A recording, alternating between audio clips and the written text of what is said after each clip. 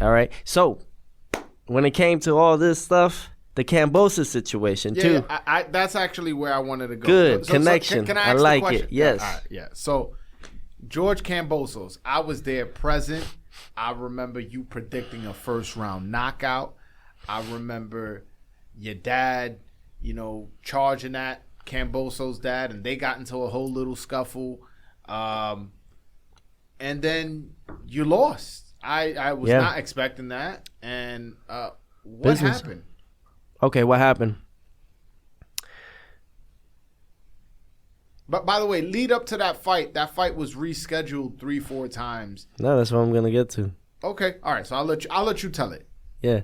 So we were originally supposed to fight June 5th. Mm-hmm. All right, me and Kambosos. We were originally supposed to fight in June 5th. I remember doing the deal with Triller. The purse bid was up, and I remember doing the deal with Triller where it was in February. That's when we did the deal. Mm-hmm. We did this shoot in LA and everything, and I got to meet Oscar De La Hoya again, and rightfully so. I had my Ring magazine belt, had him write "Stay You." That's what his thing was, because he owned the Ring magazine at that time. Oscar De La Hoya, Golden Boy. I remember. So I had him write, and he wrote "Stay You," and he signed it, and he wrote the year, 2021. Long story short, there's some things that have happened that even some sanctioning bodies, and I can't really express to that degree. I'm just gonna put it out. Excuse me. I could sue them, but the thing is that for what if I'm not even gonna see that money? So might as well just leave it as is. It happened, and there's nothing more to it. But one of the bodies allowed George Kambosos to no longer be a challenger, but the champion of my division, of one of the belts, and broke before the fight. They had the challenger. I don't remember because that. no one ever talked about it. And the manager I was with at the time, I'm not here to talk bad about him. He's a great manager. You guys, whoever is young and upcoming, go ahead. You should sign with that guy. He's had great things that he's done in my career. No, he's no longer my manager. We've parted ways, and he's released. Aren't you with Dave McWhorter? He's released. Oh, that's the one you're talking about. Okay. So he's released. However, I think that in the cusp of everything, it was a $6.2 million deal that we did with Triller. Okay. Money was big at that point. I know that Top Rank wanted to pay me and Kambosos after beating Lomachenko for 1.2, less than Loma. Loma was 1.3, 1.325. I fought Vasily Lomachenko for 1.325. Okay. And I fought George Kambosos, but the things have played out. It was Triller that won the bet at 6.2. It was The Zone at 2.3, something like that. Mm-hmm. And then it was Top Rank at the bottom of the food chain that was at like, I don't even know, 1.5 or 2 million. I don't remember. I think the Zone was 3.2. But anyways, the postponements and everything like that, it kept getting postponed kept getting postponed. Then I got COVID. They moved the date from June 5th to June 19th because Floyd Mayweather was fighting Logan Paul on a Sunday. And I said, oh, this was great though. Floyd is fighting Logan Paul in Florida the same time that we're fighting me and George Kambosos in Miami. You know what I'm saying? So it's boxing weekend. It's boxing weekend, and it's like boxing all-star weekend, really, if you think about it, like the NBA, right? Or like NFL when they do, the Pro Bowls and shit. Mm-hmm. So they made the postponement, and then what happened? The thing was, it was moved. The date was June 5th. They shouldn't have moved it. But people that have more power than that I know of at that time, they had the right to do that, and they moved it to June 19th. They moved it to Juneteenth Day. But by doing so, I ended up catching COVID. Literally days before. They still wanted me to fight George Kambosos while having COVID. One of his team members was like, bro, don't worry. We'll lie on the scale. You don't even have to make weight. We just need this fight to be made. Remind you, I got COVID. Fight didn't get made. people got real upset. People lost a lot of money that day, that time. So what did it do? Made me look like the bad guy. But I'm ill. I got COVID. I'm trying to do the right procedures by not what? By not getting anyone else sick, right? Or spreading the COVID around. I was positive. And I was ready for that fight, man. I was the first camp. I was so ready.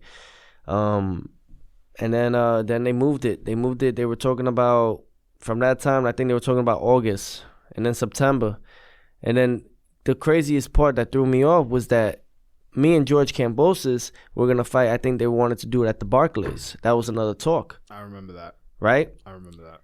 They had George Kambosos deny the fight and still let it be happening. They still allowed it to happen. How? If he's the challenger and you deny the fight, by the rules of the bodies, that means that you got to go. You're not fit to fight. And that means they got to bring number 2. They have to bring number 3 to number 2. No, isn't it so? What I think happened there was so many uncertainties with Triller. I remember. No, but then, and then he was like, "Listen, I just want to do a deal with the zone. Triller has. I don't want to do a business deal with." Who Triller. said that? Kambosos. Okay, but he's not the champion. Also, that's what you meant. That's what you meant by they made him a champion, because they allowed him to dictate the fucking fights, dictate my titles. Well, I'll be honest with you. Triller hasn't, and I could be wrong. It's not Triller. It's the bodies. Yeah, no. What I'm saying is he probably was right. He probably was right in terms of Triller not being able to make. Whether he's right or wrong, it don't matter. He's a challenger fighting for my undisputed world titles. Okay. Is it so? So then you guys go to the zone. You guys go to the zone with Eddie Hearn. They dropped the fight, but again, you're missing my point. No, I got your point. He shouldn't have made, in your mind, he shouldn't have. Not in my mind. Any, it's in the rulings. He should, according to the rulings, he shouldn't have any say as to where, when, why this fight should happen. He's the challenger, bro. He's not the world champion. I got you.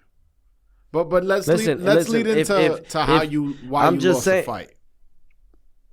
I lost the fight because I lost to the game. So you say they played around with you so much, you were so unfocused, and that's what costed you the fight? Bro, no, it's just that I didn't understand my part of the power that I had. All I had to do was relinquish one of the sanctioning bodies that broke the rules, and there goes the fight. Because all he was determined was for one sanctioning body, but I gave him the whole pie. Okay. Had I just thrown that belt back, then he would have fought for that belt, but not with me in it. And I still would have been undisputed, or not even undisputed at that point, but at least undefeated and not gamed by the game. Why not? Now, I got 2 tears in that time when I was losing weight. I already was having problems at 135 pounds. I only needed to do it one more time. That was against Lomachenko. But you're telling me from that time of Lomachenko of October 17th, after I made the weight on October 16th, you're telling me all the way until November 27th. Not even, November 26th. I had to stay at that weight. I prepared for George Kambosos all the way from that time, I will say from January, all the way to November 27th or November 26th to make that weight. I was going up and down, up and down, up and down.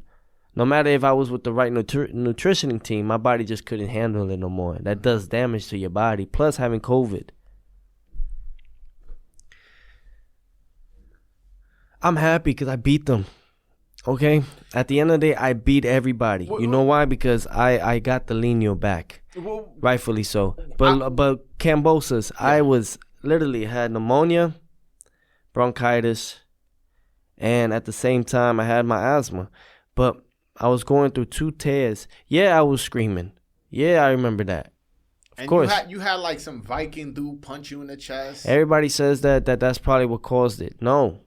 It didn't. You had already had these problems? No. But before I fought Kambosos, yes, they happened the same day of the weigh-in. My father wanted to take me to the ER because it was bad. Everybody knows my voice changed. Everything just blew up. Doesn't matter. The guy won, right? But how's he been looking ever since then? I'm curious as to why you never seeked out a rematch to right that wrong. Why? I did. But they're not going to give it to me because then I win again.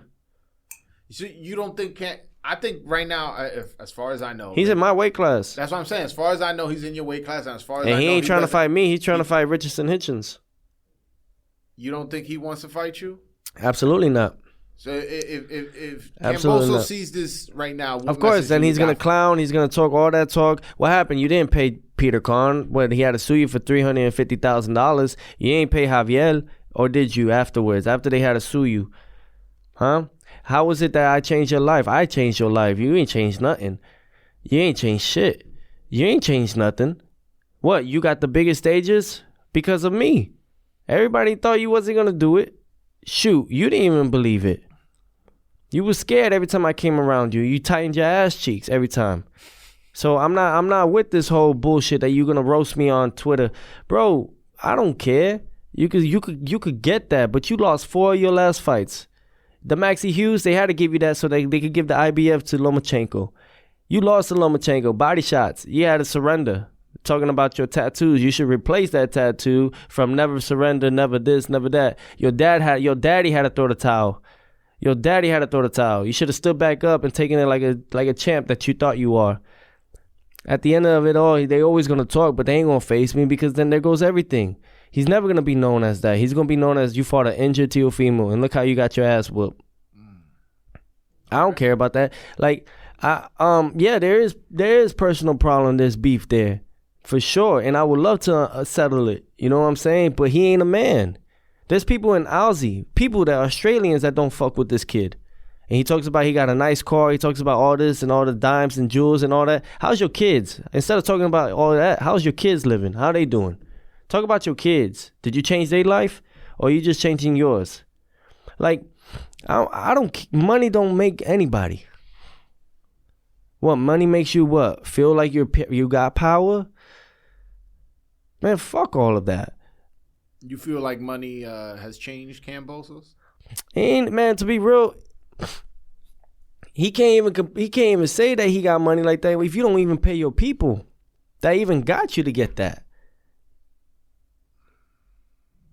How is this guy even still standing and walking around? He should get popped in the fucking knee, at least.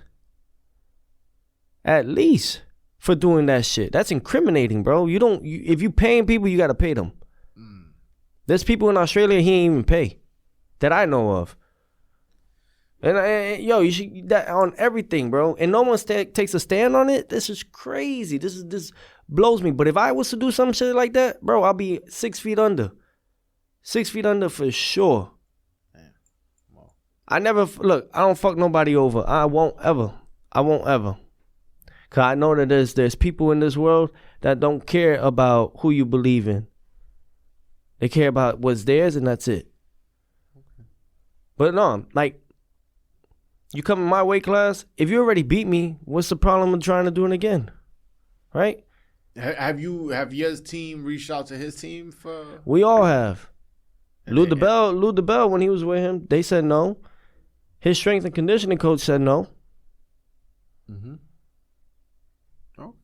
Well, all right. So can you give me, because we're coming to the end of the interview. I have a couple more questions, and then we'll do it. So it's all bullshit, all of it. Earlier in the interview, we spoke about, and I'm 27, man. That's crazy. I love it. We spoke about fighters that I love it, man, are not worthy or not deserving of fighting you. Listen, every fighter that goes in that ring is worth. Can we talk about 5 fighters you want to fight?